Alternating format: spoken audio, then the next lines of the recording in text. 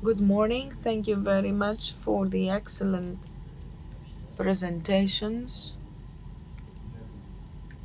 You actually made us understand what posthumanism is. I was under the impression that the central problem of philosophy and theology was man. How we can allow man to find spiritual life, life in love of others, a life in well-being and in God. And suddenly we have this post-human. How did this come up? Who found this definition? Why are we dealing with this? Why aren't we dealing with man as the first and foremost subject that people are concerned about, all the millions of people who live on earth? This is my question to all of you.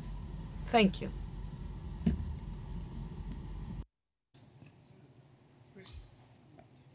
Do you want to answer?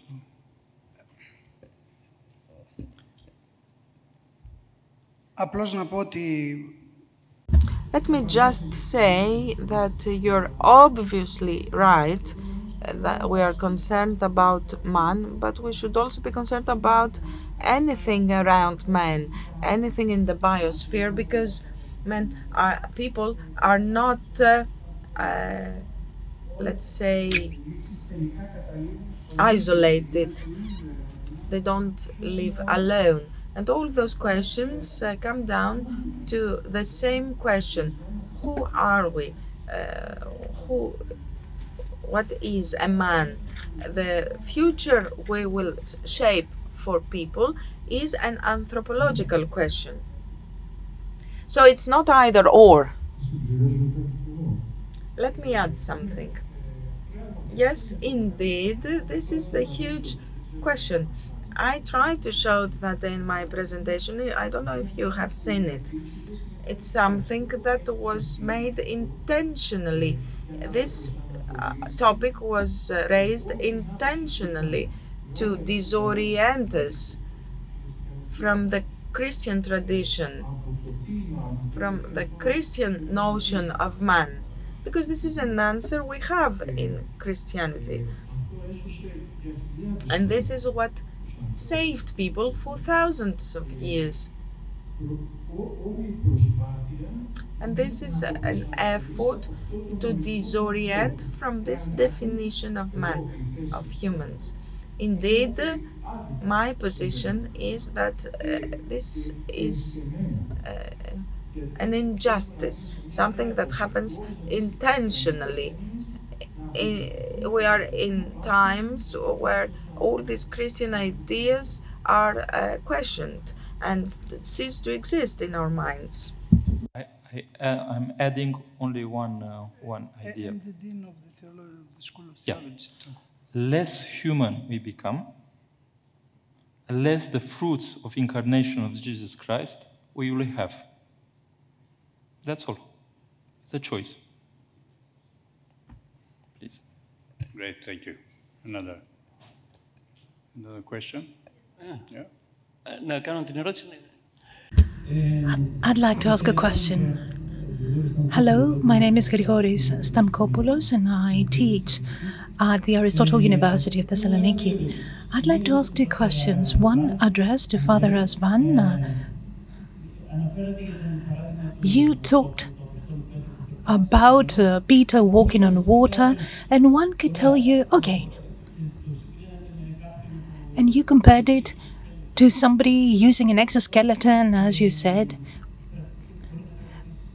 enabling him to walk on water as well. Well, I suppose somebody could say that I've seen the person wearing the exoskeleton walk. I've only heard about Peter. I've never seen him. I'd like your comment on that. And I would like to ask Mr. Tsironis something related to saturation. Whether or not in what we call post-human, whether in theological sciences and social sciences, they have actually thought about saturation and how it can influence the future of humanity and human relations. You said saturation. Yes, saturation, repeats the speaker. Social saturation, there's a point of having enough.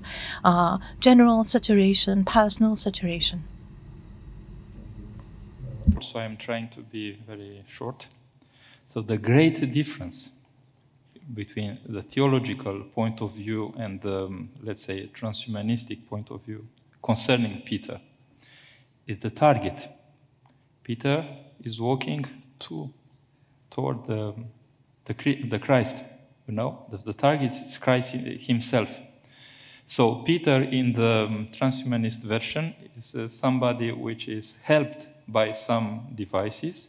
So the target of Peter becomes, let's say, better version of Peter himself, let's say, with some added forces, but nothing more than this.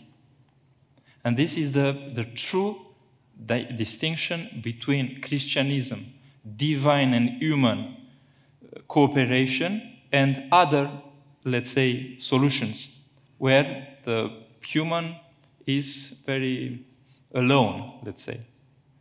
Okay. Thank you. One more question. May I answer to Father Gregory? Να πω βέβαια και το ότι... Let me say, of course, blessed be those who believed without seeing. This, I suppose, would alleviate our own struggle. Saturation you talked about. Well, this is a very strong viewpoint vis-a-vis how things can change. That's the reason why I tried to comprise the recent advances in the framework of the new consumption society. We understand that with overconsumerism we end up losing our identity, we harm our environment, we do not give our children an example, a good example to go by, sustainable development. Why don't people stop? For example, we ourselves have closets full of clothes and we go on buying clothes and clothes. Why don't we stop? In a consumeristic society, what is of paramount importance is not to get something that you desire, so that you quench this desire by acquiring it, because this breaks the cycle of production and consumption. What matters is to desire things for the sake of desire, to want things for the sake of wanting. Even in this case, there will always be another addition. Please pardon the term. This is not what I habitually would say, but you will understand. There'll always be an upgrade, I suppose, that a modified form of life could make in order to get a competitive advantage over the others. This will make this person more advanced compared to others, or newer or better. So I think that the purpose is to perpetuate the state, wanting something new, wanting something new. That is why what we get after wanting it should be perishable, something easily consumable. You can throw it in the garbage easily and then move on to the next one, next purchase. Thank you. Ioannis Ieropoulos, University of Southampton. Και έχω μια ερώτηση, θα την πω στα ελληνικά στον κύριο Tsironis. The walking on water, the miracle of our Lord performed, it was to demonstrate the power of faith. And it was the very essence of the miracle that the human being was walking on water. We see examples of animals walking on water, and that's part of the natural ability of the animal to do that. But there's nothing miraculous about it. The essence of the act is in the miracle of doing the impossible. Η ερώτηση στον κύριο Tsironis. The question to Mr. Tsironis, this over-consumerism that you mentioned and saturation and what drives the market and companies to produce all these machines. You talked about accountability. This was very topical, in fact. Only yesterday we were discussing the example of death induced by a machine which is there to aid human beings. Here, how can we help technology develop correct accountability? Because the manufacturer can disavow the responsibility, I suppose. They can say that I have manufactured something based on some specifications. If it caused death, it is a problem of the consumer.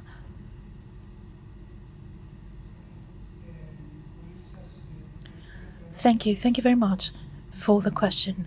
We discussed it. First of all, I would really like to say the following.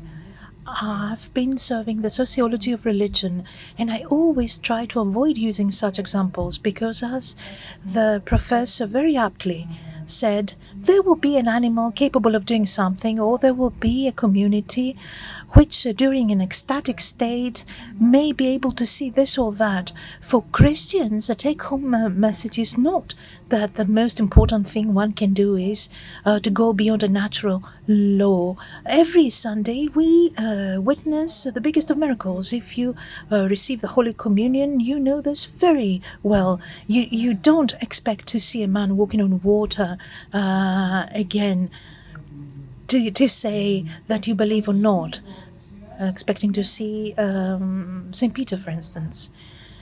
Accountability, it is at the core of things. What we can definitely say is that there will be great pressure to reduce accountability on the part of manufacturing companies. This is convenient for them because they'll be able to launch more things faster and have lesser responsibility in case of a mistake. Now, insofar as society is concerned, we need specific steps for more trials and tests in the laboratories. And we should set some parameters about who is accountable for what. Because we have a matter of intellectual property, it's not the company alone. If I'm a scientist and I work in a lab and I've been informed about possible side effects, for instance, do I have responsibility or not? Here we need the expertise of law. We need to have people with a very clear-cut idea about the lab, like you, sit at the same table as other people from other disciplines. We can't see real-time challenges from all sides of society. People should be called to contribute and sit at the same table to create a regulatory framework. I will not use the term control. Science is not to be hampered or stopped altogether, but we need regulatory steps. We need more time, we need safety valves or safeguards, and definitely re-examine the gravity of signature.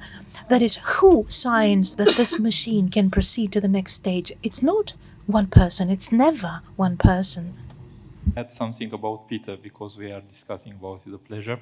So the best version of Peter is not his, let's say, technological, biological enhanced version, but the spiritualized one with divine possibilities. That's the difference between the two ways, And the last question. Ευχαριστώ πολύ. Thank you very much. Listening to the contributions of Mr. Damianos and Mr. Tsironis, I had a question. You talked about communication strategy, aiming at achieving a strategic objective. You said that, more or less, this is not something moral or ethical because what it creates is erroneous expectations for consumers. We talked about participatory deliberation for creating something. We talked about deceleration of things for us to have ample time to examine the harm and the benefit. We talked about education in this field of biotechnology and evolution, but we see that reality is getting the better of us, moving faster than we do. Some progress is too fast and outruns even the people that make this progress and catches them by surprise. How can we strike a balance on the cycle of this process? Because we are speaking here theoretically. There are other people in the labs doing things practically. There is the pressure of consumption through thought and desire and so on and so forth. How can we strike a balance? Thank you. Well, the way I broached it, I didn't mean to show that my vision is to have this all stop, to use technology in any way, that is to have a tooth implant or anything else for that matter. This is something that happens. I have not come to criticize this. My critique is based on our defining human beings